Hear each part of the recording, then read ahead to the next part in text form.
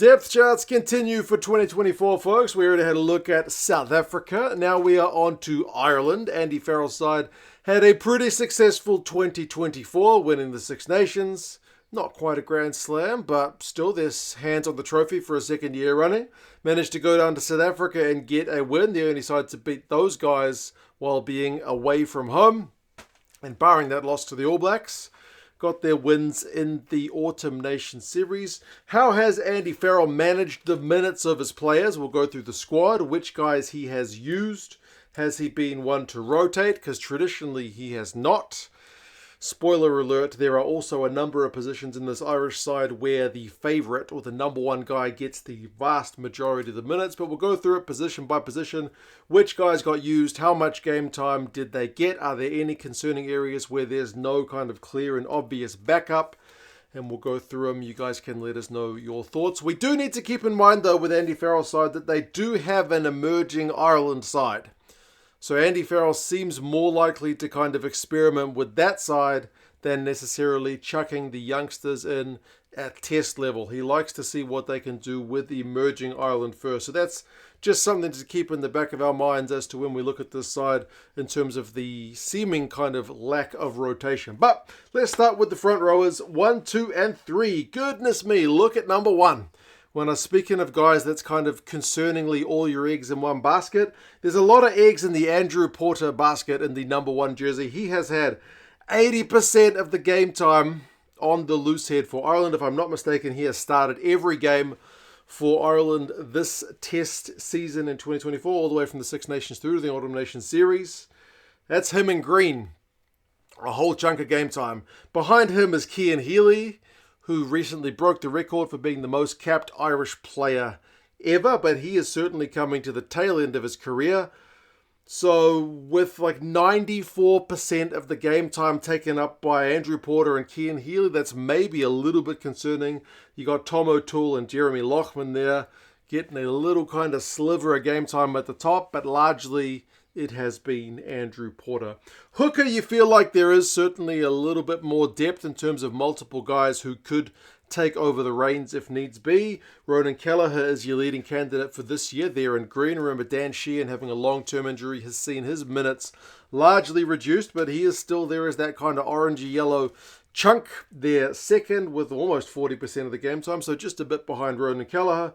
And then you've got Gus McCarthy there in grey, who's this kind of youngster who's taken to test rugby like a duck to water. And then Rob Herring there in red, the veteran who can take over in times of need. So Hooker, you feel like, is relatively well stocked in Ireland. And then tight head, again, you've seen an injury reduce the amount of minutes that the normal starter would get. Finlay Bealham is actually the guy there in green. He's been the leading guy for minutes, with Tyg Furlong missing so much of the season with injury. But Tyg is there behind him in that kind of yellowy orange chunk with around about, similar to Sheehan, about 40% of the game time. So you feel like Sheehan and Furlong, whilst they're the secondary candidates in terms of the amount of game time played, probably would have a lot more game time if they had been fit for the entire year. Thomas Clarkson came onto the scene. He's there in grey. O'Toole's there also on the tight head side. And then Ollie Jaeger right at the top also managed to get himself some time in Irish green this year. So I feel like tight head is a little bit more well serviced for depth at test level for Ireland than loose head. But yeah, you just wouldn't want to see Andrew Porter go down, would you? Basically, that is the story of the front row. The second row is a big change from when we looked at the depth chart heading into the last World Cup. Joe McCarthy, goodness gracious me, as your tight head lock in that number 4 jersey for Ireland, more than 80% of the game time. He's another one that I think has started every game. He's kind of taken James Ryan's position as the starting tight head lock. James Ryan's been often fielded next to him, as opposed to kind of the previous World Cup cycle when James Ryan would be packing down behind the tight head. So Joe McCarthy, another one of those guys who's got a lot of time invested in him. Although, that being said, I don't feel like there's quite the depth issue at lock, because if he goes down, James Ryan slots in there, no problems. You got Tyg Byrne, you got Ian Henderson, you got Ryan Baird. All these guys, thereabouts, all test level locks. I don't feel like you guys have a depth issue in the lock. So Joe McCarthy is there as your number 4. Ian Henderson's got a bit of game time behind him, James Ryan, and then Tyke Byrne. And then same kind of names on the other side. Tyke Byrne is your leading kind of loose head lock with just over half the game time. Then James Ryan, it's largely those two guys with their chunks. Hendo's time has been limited a bit with injuries to Ian Henderson. And then Ryan Baird as well has had a bit more game time in the back row than the locks in the 2024 season. But yeah, Andy Farrell likes Joe McCarthy. He's a big old unit and he's a punishing player. And yeah, he likes him packing down 82% of the time. For your loose forwards, there's always a little bit of a debate around some of the ages of these loose forwards. Peter O'Mahony in the number 6 jersey has been the kind of leading candidate in this 2024 year with around 40% of the game time. Some people say he's too old. Some people are waiting for him to hang up the boots. As I record this video, I've been watching some Champions Cup rugby and he played an absolute blinder for Munster, was certainly rolling back the clock. So seemed to dismiss any kind of critics' performances of him in recent times anyway. But behind him is Tyke Byrne, kind of different player, bit taller. Certainly a big threat at the breakdown, but I mean, both these guys are very disruptive. Peter O'Mahony's ability at line-out time is genuinely phenomenal. Then Ryan Baird, with only like a fifth at the time there in grey in the number 6 jersey, has had kind of limited opportunities in 2024. Then you've also got in red one of the kind of newcomers, Cormac Ezichukwu, and Jack Conan has got a sliver of time in the number 6 jersey this year as well. He's another guy who's had, sadly, really limited game time. 7 and 8, you've got a lot of time from two players, Josh van der Fleer in green for number 7 and captain Caelan Doris there in green for number 8. Doris has played virtually every minute, not quite, but almost every minute of this season for Ireland. So Josh van der Fleer, like I said, 80% of the time, and then Caelan Doris is the guy behind him. Remember, he started, I think, at least one of the games at number 7, I think, in the Six Nations. Those two guys, between them, you're looking at 90% plus of the minutes on the open side. You got Prendergast there, Peter O'Mahony ever so briefly, and then one game you had bloody Kelleher, the hooker, packing down there, but that was kind of more of a pinch. You could almost dismiss that as kind of an anomaly, almost like a yellow card at time, which just kind of gets wasted in that position. I mean, you could count it. I left it there just because he did pack down there for a little while, but yeah, it's mostly about Josh van der Fleer with Caelan Doris as the other guy. And then speaking of number 8, Caelan Doris there at number 8, more than 80% of the game time in that number 8 jersey, captain of the side. Jack Conan limited to kind of 15% of the game time, which is like a lot less. I mean, I know he's had his injury woes this year as well, but if you think about it, last Lions tour, Jack Conan was in tremendous form, phenomenal. So to be getting that limited test time is a unusual one. And then Prendergast with a kind of slight sliver of game time there in a kind of rejigged Irish back row. But yeah, 7 is van der Fleer, 8 is Doris, and then 6 is a split between O'Mahony, Byrne, and Baird with the newcomer Ezichukwu on the scene. So it's a few positions where you see kind of 80-odd% of the game time given to that starting player. 9-10, it's kind of no surprise that Jamison Gibson-Park has been leading the way for number 9, but he has been less relied upon, I guess, than some of the other guys, the likes of a van der Fleer or a Doris or a Porter.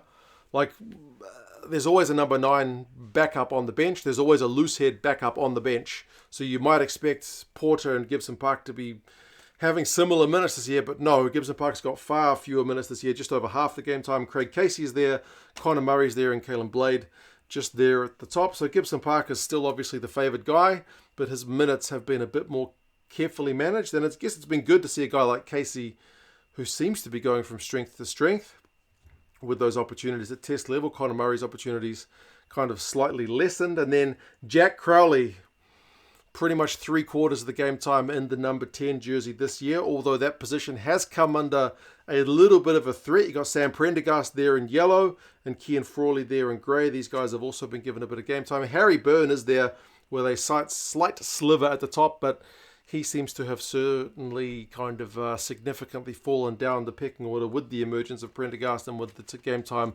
that Cian Frawley is that kind of utility has been getting. So based on 2024, Jack Crowley is still the guy, but I will be curious to see how these minutes are given out next year, and part of it's going to depend on who goes on Lions tours and whatnot, but certainly 3/4 thus far has been Jack Crowley. The midfield, it's also pretty similar with the kind of usual suspects. Bundy Aki, there in the number 12 jersey, has had more than 2/3 of the game time there, followed by Robbie Henshaw and Stuart McCloskey. So there's no real kind of bolter there that's come into the side and grabbed a bunch of minutes. I mean, you have had Osborne kind of come into the midfield for Ireland in recent times, so he is there ever so slightly. And then the 13 jersey is Henshaw and Ringrose as your two kind of main guys with the minutes. There's been other guys, again, it's usually when rejig backlines. You got McCloskey, you got Lama, Osborne, and even Caelan Doris, and I think it was the Fiji game, ended up in the midfield towards the end. So again, that's time you could probably just dismiss from the depth chart, but he did spend a few minutes in the midfield when things had to be rejigged. I think it was Murray on the wing for Stockdale and Kelleher on the flank, Doris in the midfield. So it's not the kind of thing that you're going to see in a starting side, but it has happened for Ireland this year. So certainly it's the senior guys. It's the senior guys in the midfield. And then, I mean, I guess Osborne is the kind of guy who's been given a chance, but it's not a sizable chunk. Outside backs, goodness me, look at James Lowe. I think apart from one game, he started every game on the left wing for Ireland this year. He is a unique guy to replace with that big cannon left boot of his. He's not necessarily going to get a like-for-like replacement if you do replace him. Stockdale managed to get one game, but again, he went off injured against Fiji. So you've had other rejig guys have to fill it on the left wing. As I mentioned, Conor Murray, but he's probably not going to play much left wing for Ireland going forward, just to hazard a guess. Right wing has been a little bit changed. Remember, it's usually been Mac Hansen under Andy Farrell, but he also spent a lot of the time injured this year. So it's Calvin Nash who gets a bit more game time on the right wing than Hansen this year. But Hansen, when he came back fit, kind of took that spot back. So he's there in yellow or orange. And then other guys who've kind of filled in, Keenan, Ringrose, Gibson Park again on the wing, has had to fill in when there's been injuries with rejigging and whatnot. But yeah, largely the three main wingers this year, Lowe, Nash and Hansen, with a little bit of Stockdale. Between those four, that is the vast majority of the minutes. Fullback has also seen a little bit of a change. Remember, Hugo Keenan is still there with around about half the game time. In previous years, he's had 90+% of the game time by Andy Farrell, but with him playing sevens this year at the Olympics, it did open the door for some other guys. So Cian Frawley, there, second behind him, got some game time. Osborne also got some game time. Lama got some game time, and then even a little bit of kind of rejigged with Jack Crowley there. But between those guys, at least that does feel like, compared to some other positions, it feels like a little bit more of a kind of healthier distribution. Like in my mind, Andy Farrell's obviously a smarter dude than me, but in my mind, it's nice to have like the starting guy with more than half and then the two other guys behind him with, I don't know, 25-30% of the game time. Like one guy with 50, one guy with 30, one guy with 20, and then a few other guys who've had token appearances. Maybe. Is that the optimal one? I'm not sure, but that one feels at least a little bit healthier. If you had Keenan, Frawley or Osborne starting at fullback, or even Jordan Lama, I don't think you would feel too kind of worried that those guys aren't going to do the job at test level. So that's been a little bit more evenly distributed. So that is largely the depth chart for Ireland. I have dismissed a couple of things. I think we saw Bundy Aki packing down the scrum at one point during the yellow card, but that I didn't include because I don't think Bundy Aki's getting picked as a flanker anytime soon.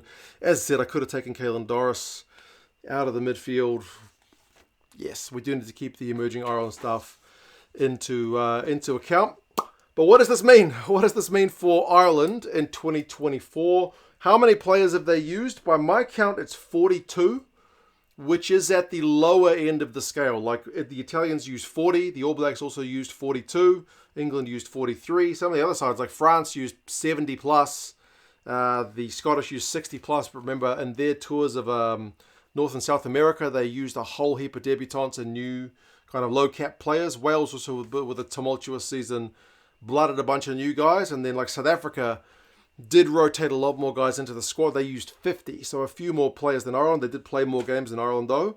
And some of the guys who played for South Africa got very token minutes, but they still managed to get caps. So it is lower for the Irish. But a more interesting one, I think, for the Irish is if we look at what's the average of how long or how much time the starting guy is given. and it's like 65% of the game time, which is only behind Italy. Other sides give the bench guys more time. Ireland at 64% of the game time goes to the starting guy for Ireland. Italy is 65, England is 61. Like the South Africans are at 51%. They bring their backup, like tight head prop, loose head prop of the bomb squad. They bring those guys on a lot earlier, so the bench guys get a lot more minutes on average than the Irish guys. So maybe a little bit less cohesion, but a little bit more depth building in terms of not having all the eggs in one basket. So it's always a balance of which way do you go. Like the French were down at like 42%. They really, really rotate a lot of guys in and out of their squad. So it's almost like there are two different French teams, which is not something you could say about the Irish squad. The squad is also on the older side. It's not quite as old as the South Africans. The South Africans are kind of over 29 years old on average. The Irish are more like 28 and a half. It's the average age. They are one of the few teams that have slightly older backs on average than forwards. Usually it's the other way around. There's a few sides who have older backs. One of those sides is Ireland. New Zealand is like 27 and a half. The Scots are close to 27. The Italians are the youngest, like 25 and a half. So it is a slightly less rotated and a slightly older Irish squad than some of the other teams around. That is Andy Farrell style. But again, I keep this nagging thing in my mind. Emerging Ireland. That's where all the youngsters are. But it's not test level. If we look at the most selected 15 for Ireland in 2024, it'd be Porter, Kelleher, and Bealham as your front row. I mean, two of those guys are still in their 20s, Porter and Kelleher. Bealham is in his 30s. He's 33. McCarthy and Byrne would be the starting locks. McCarthy is still very much a youngster, only 23, which is kind of hard to believe. Byrne's in his early 30s. O'Mahony, Van der Fleer, and Doris as your back row. Two of those three are in their 30s, O'Mahony and Van der Fleer. Doris is still only 26, so he is still very much in the kind of peak of his career. Gibson Park and Crowley. It's kind of a senior guy and a less senior guy, right? With a 32-year-old and a 24-year-old. Archie and Henshaw is a bit more senior, both these guys being in their 30s. Archie's 34. And then back three of Lowe, Nash, and Keenan.